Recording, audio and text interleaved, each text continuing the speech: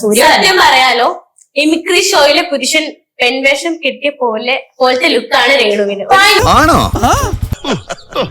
മനസ്സിലാക്കി കളഞ്ഞല്ല. പിന്നെ ആണെന്ന് തോന്നുന്നില്ല. ശരീരം കാണാൻ മോശമില്ല, മുഖം ഒന്നും കൊള്ളില്ല.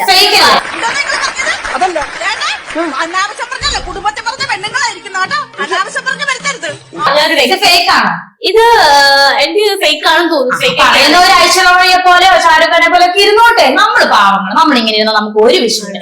ഇത്തിരി കാണാൻ കൊള്ളാവുന്ന മുഖം ഉണ്ടായി പോയത് എന്റെ തെറ്റാണോ സർ? പിന്നെ ആരും കെട്ടാനും പോകുന്നില്ല, ഞാൻ ആരെ കെട്ടാനും പോകുന്നില്ല. പിന്നെ എന്തിനാ ബുദ്ധിമുട്ട്? എനിക്കൊരു കുഴപ്പമില്ല. എനിക്ക് ഇത് ദൈവം തന്ന ഇത് ഞാൻ ഈ മുന്നോട്ട് തന്നെ പോകും ഇങ്ങനെ തന്നെ. എനിക്കിപ്പോ മുഖം പ്ലാസ്റ്റിക് സർജറി ചെയ്യാൻ എനിക്ക് എന്നെ കൊണ്ട് പറ്റത്തില്ല.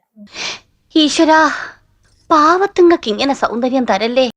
അതിനുള്ള നിർവാഹവും ഇല്ല, അതുകൊണ്ട് വിഷയമില്ല. അത് വിട്ട് അവര് വലിയ സൗന്ദര്യമുള്ളവർ ആയിക്കോട്ടെ, അതൊക്കെ അവരുടെ ഇഷ്ടം, അല്ല അവരുടെ സന്തോഷം. ഇത് ടാർഗറ്റ്